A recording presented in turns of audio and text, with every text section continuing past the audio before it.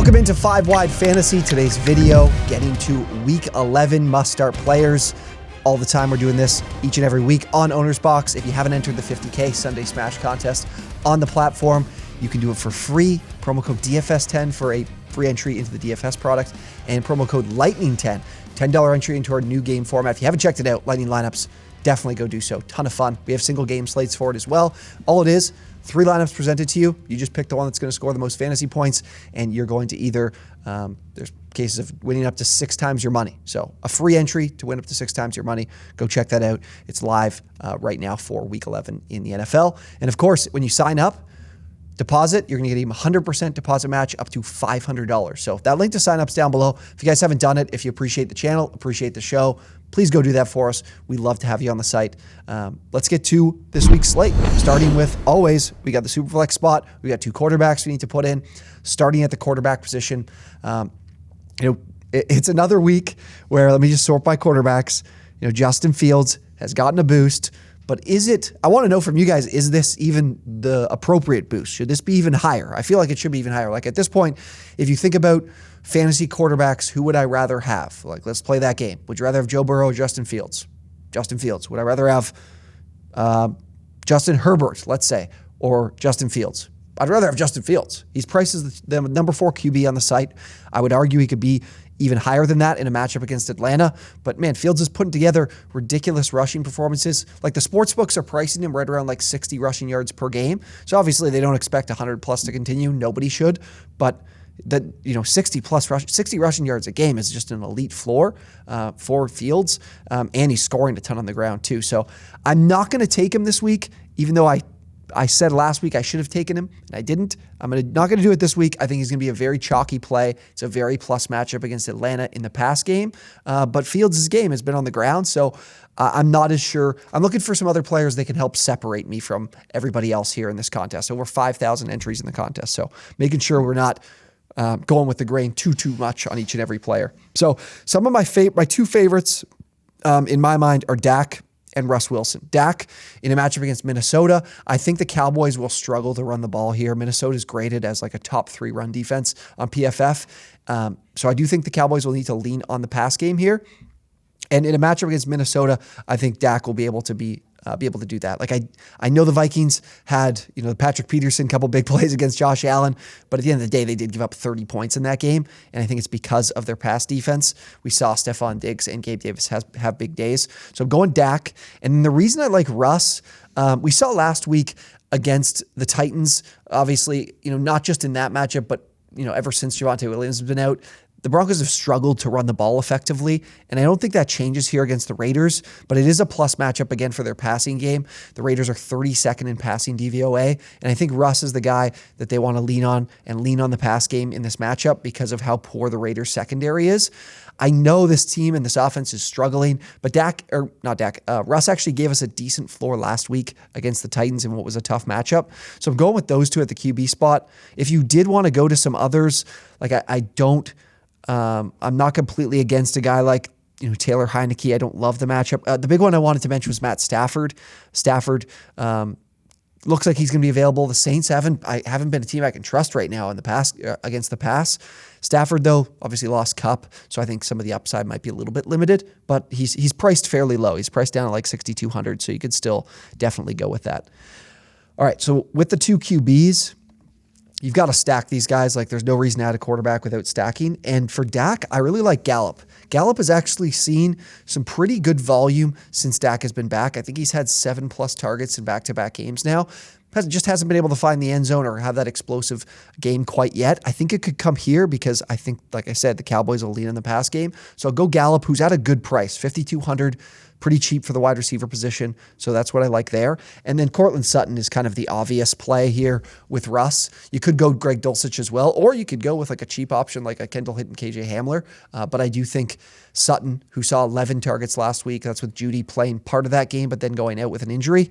I think Sutton could see, again, 11+ targets in this matchup too, one that favors their pass game. So hopefully Sutton then gives us a little bit more explosiveness and perhaps finding the end zone as well. Running back. We did the running back rankings earlier this week, and there were a couple guys that I was very high on that, aren't traditionally top 12 players. So I want to definitely look to those guys to target. But I wanted to also mention David Montgomery. Khalil Herbert being out and on IR, Montgomery could end up being like a late season, like league winning type player. Someone you could buy on the cheap if you're a player or a guy that's really looking to just get to the playoffs. I think he could potentially do that over these next 4 weeks. And Atlanta has been pretty suspect across the board defensively, and we know the Bears want to run the football at a really high rate, whether it's with Fields or with their backs. And Montgomery can really benefit from that. So someone to keep an eye on too. But I'll see if I have the salary to be able to put him in. But because there are a couple other guys that are cheaper that I do want to start with. That first one is Gus Edwards, 5,200, priced around guys like Najee Harris, Antonio Gibson, and then we have Damian Harris, Kenyon Drake, Melvin Gordon.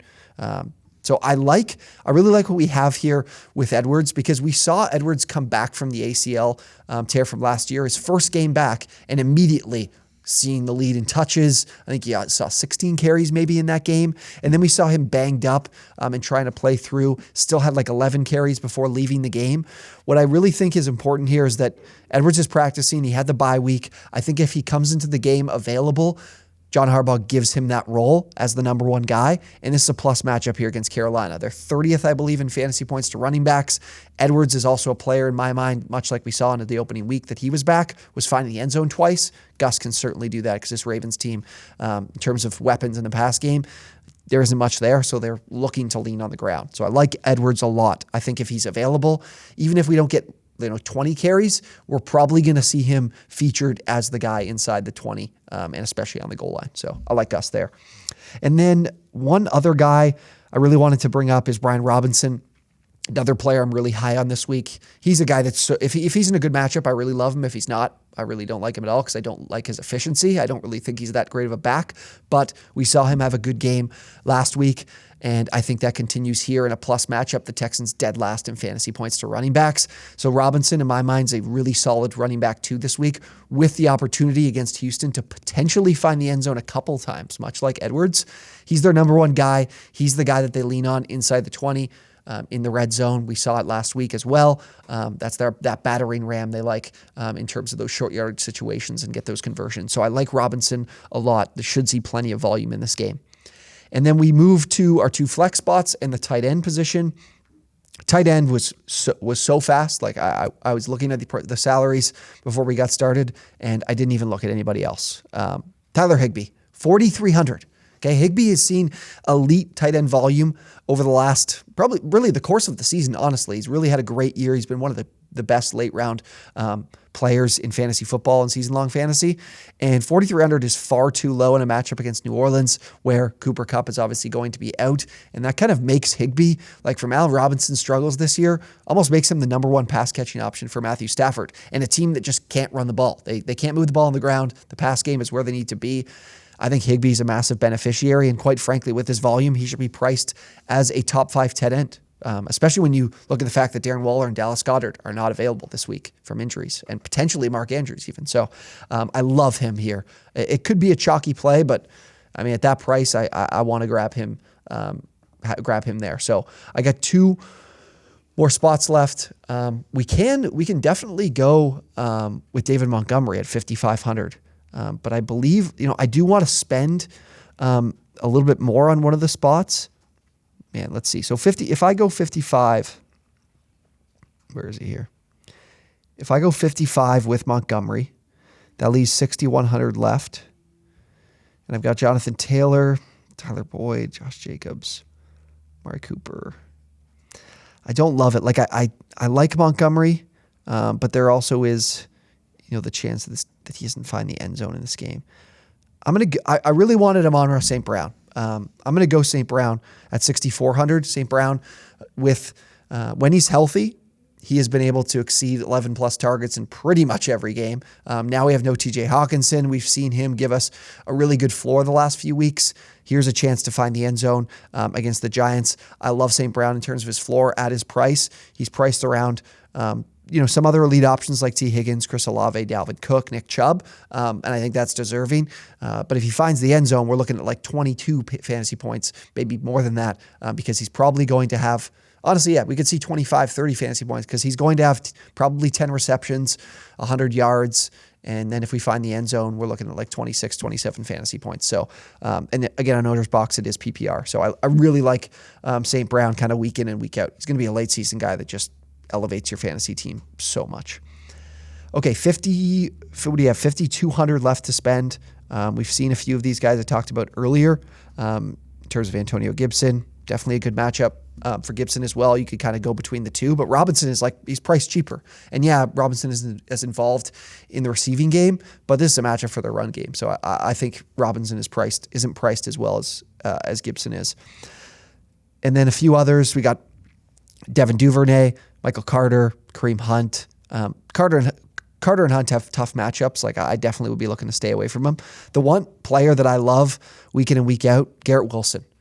Garrett Wilson is a matchup-proof player in my mind. He's got an elite target share. He's a fantastic talent. I know the Patriots have been very good against opposing wide receivers, but Wilson has been able to play through that regardless of matchup. We've seen him do it time and time and again. So I think he can do that here. And I really like Wilson because he also has that elite target share, but his target share is fantastic in the red zone and those end zone targets. I think he's got one of the highest end zone target rates and most amount of end zone targets in the NFL this season. We need those touchdowns if we're going to take home this grand prize. So I would love Garrett Wilson. Again, he's a player mispriced in my mind. He should be priced where Terry McLaurin's priced at 5,800. So I really like Wilson, and that rounds out the lineup. Again, Russell, Wilson, and Dak Prescott at the QB spots. We're stacking Dak with Michael Gallup and stacking Russ with Cortland Sutton. And then Gus Edwards and Brian Robinson, two guys that I think could score multiple touchdowns this week at the running back spot. Tyler Higbee, in my mind, very much not priced according to his value this week at the tight end spot. And then Amon-Ra St. Brown and Garrett Wilson, two elite target getters who I think have some great value this week. And regardless of matchup for Wilson, I think he'll be just fine. So that is our lineup for week 11. Guys, just take the free promo or take the free entry with promo code DFS10. Put this lineup in. Let me know how it goes because I think this lineup looks like it's going to have a very, very big week. And again, if you guys are new, go check out the site. Go check out the app. The link to sign up is down below in the description. Promo code DFS10, promo code Lightning10, and a $500 deposit match. 100% deposit match up to $500 is all down below. Link is in the description. If you guys enjoyed the video, drop a like, subscribe to the channel if you enjoyed. Thank you guys for watching, and we'll see you next time.